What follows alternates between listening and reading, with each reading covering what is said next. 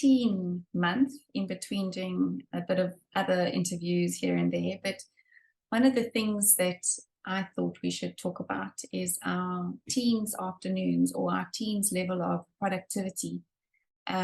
Because, well, was spurred because of a post that we put up on Instagram. And that wasn't directed particularly to teens, but I think that when we're following a Charlotte Mason education with our children, living books and life experience and low workbook load, our kids can be finished quite early in the day, our teens as well. So considering that they might be done by 1 o'clock. Now you've got from 1 o'clock until they go to bed at 9, 10 o'clock. And what should those times look like for teenagers? When the kids were little, it was easy for us to say to them, well, here's an art thing to do, or go and do this, or let's go for a walk, and they look like little ducks, they'll follow you along. But as a child grows older, they start to exercise their independent muscle, and it's not always that easy. So what we're going to talk about today is how to, if we haven't already got this ingrained in our kids, like say a parent comes into homeschooling late, or there's been a lack in this area of training. So how are we going to make our teens producers, not consumers, not passive, but active in life? So I'm going to hand that to you. It's a difficult topic, but I think it's a good one for our series. Yeah, well, let me just say, I don't think it's just new homeschooling parents that struggle with this, because right now I'm having these kind of conversations with some of my kids who are teens as well. And I think the thing is that they're in this age of transition where I'm wanting to hand over the reins to them and say, you're maturing now, you can take charge of more aspects of your life, and you can make responsible decisions. And then you give them freedom. And then you find that they're taking that freedom, but they're not being productive. They're not using their time well. They're sitting on their cell phones all the time, or they're consuming, as you say. They're just using the media for entertainment. They're not doing constructive things. And then I've been having a conversation with my one child and saying, well, if you don't have constructive things to do, and you're not coming up with activities that bring balance in your life in terms of your health, physical activity, getting out of doors, interacting with other people, reading and growing academically, or in something that you're interested in, or developing a hobby, or all of these options that I've thrown at him, then I'm going to give you things to do to fill your time. And I said to my husband, I hope that they're going to say, oh no, mom's making me help her in the garden, mom's making me do this, mom, let me find something else that I want to do. And maybe that will prompt them to do the right things that mommy will approve, So we're having this conversation constantly, and it's like you give freedom, you take it back, you give freedom, you take it back. And I think, well, that's how it's working for me right now. And I think it's just different personalities. Some kids are very motivated and got something that they really want to do, and others haven't found it yet. So we have to help them to find it. And if they say, oh, I don't know what to do, then you got to say to them, well, try something. Go and do XYZ for a week. And if you hate it, come back and say, well, I've learned that I don't like that. And then you try something else, So it is a difficult stage. I don't have all the answers, but I think you can't keep allowing them to do the same thing and expect you're going to get a different result. So you've got to have a conversation with them, even get their feedback and listen to their arguments. One argument that came back from one of my kids is, well, I like gaming, and if I'm only allowed X amount of time on the computer, then I use it all for gaming, and then I don't have time to go and search online for other productive things I can do. So then I said, well, we can negotiate that, but I need to see that you're using any afternoon time on the computer for other things, and not just using this as an excuse to manipulate me to give you more gaming time, and it's that thing of building trust and seeing what they do and helping them to find productive things to do. But it's not easy. No, it's not easy. And also you don't want to come in heavy and hard, because then all you do is ruin the relationship. So you want to find a way that you can, as you're saying, have this backwards and forwards in a conversation going in the home. I think that there comes a point, though, that even though we have young people in our home, we are still parents and we still have the final say. So we had a situation where it was, and then we made it a rule for everybody so that nobody felt singled out, was that you're either studying or you are working. And that work doesn't necessarily mean you've got to go out and get a part-time job, but it does mean that you are either pursuing a new habit, like learning to bake cookies for the home bake and sell them, from home, or it could be you are honing your art skill because you know that you're going to go into art college one day. So you spend your afternoons, maybe 2-3 hours in the afternoon, drawing or looking at other artists or doing tutorials yourself. So you're either studying or self-study, or you are working, and in that the children start to, it's like when you give your children McDonald's only, right? They get used to that, the taste buds get used to it, and it's all they want. It's just like keep on craving the McDonald's. But if you start to offer them other things, a little bit here, a little bit there, a little bit there, the palate starts to adjust. The brain's like that as well.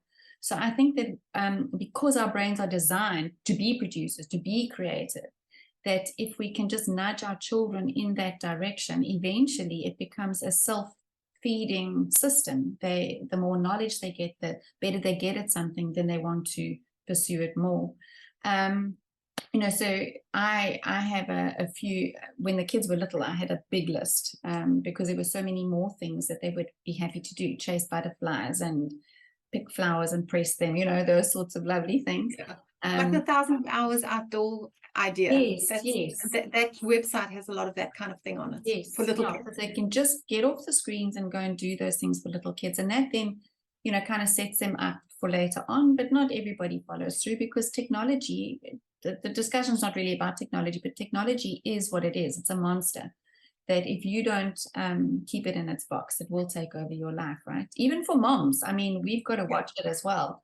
You might end up scrolling through Instagram or on Facebook and think, oh gosh, where did that half an hour go? So it's something that all of us need to watch over.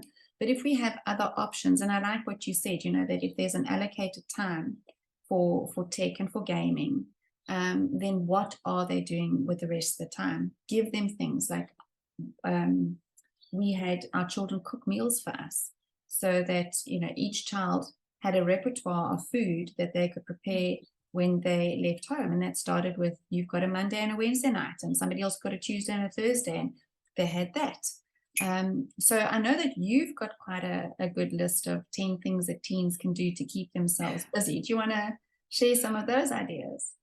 Yes. Okay. So on one of our websites, I've got an article about teens who are not quite ready to prepare for their final exams, but as you say, they've got all this free time. And some of them are things like to try their hand at starting a small business, because the best time to fail, if it doesn't work out, is when you're still living at home with mom and dad and you haven't risked your own house and your own investment and your marriage, because when businesses fail, there's always relationship conflict.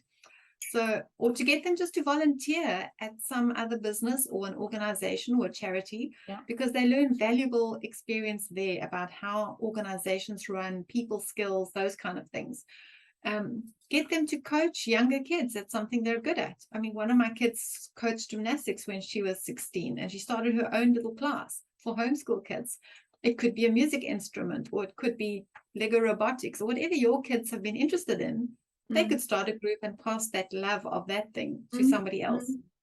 As you said, taking an online course, it could just be something that they're interested in, photography or video editing or something. And those kind of extra things look good on your CV as well one day. They're not just to fill the afternoon.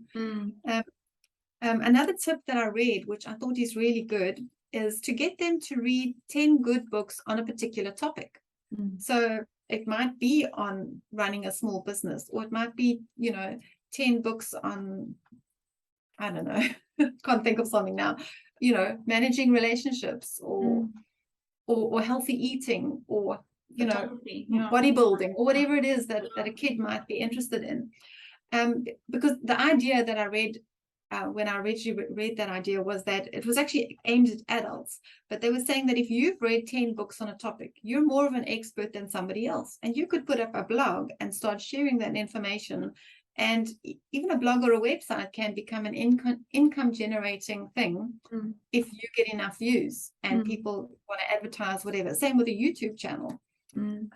They could job shadow, an intern, or take up an apprenticeship to learn some or other skills. If they're going to do exams like the GED, which are online, just practicing touch typing is a valuable skill that I think all kids need to have in this day and age. You can't be pointing and picking and typing with 2 fingers in the digital era. Okay, but that's only 20 minutes a day, and you can easily learn to touch type, but it's still something that they might not be doing. And then if they've got a lot of time, they can take up a new hobby, or join a gym, or take up a new sport, or join a club that plays chess or board games or something like that. But get involved in the community, or establish something if there isn't that in your environment. Maybe start it, and just that whole process is also such a good learning experience. So that was just a couple of ideas. That's fantastic. And I actually just recently made a list like that and gave it to one of my kids and said, if you don't know what to do, here's my suggestions. Pick one and just do it. Do it anyway.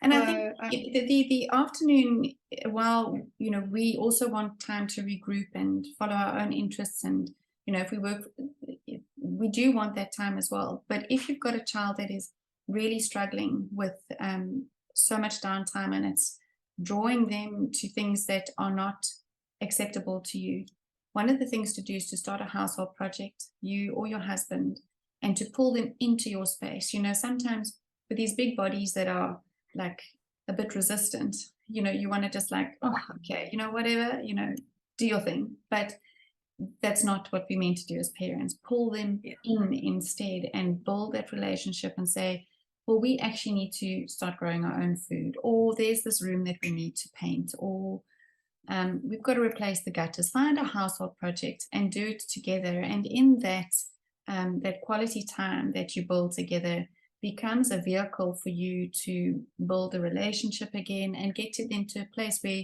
they're willing to receive the input from a parent. But it's hard yards. But then again, parenting isn't for sissies, is it? So so I hope that gives parents ideas for their teens' productive time. Is there anything else that you want to add from your side? I think the greatest encouragement is just knowing as a parent that you aren't alone. Yes. We all are in the same situation, and it's not you that's doing something wrong. This is just that stage that kids are in, and these are the typical things that are kind of a problem for this generation. And so we all need to help each other to try and find solutions. Okay, absolutely. Yeah, good chats.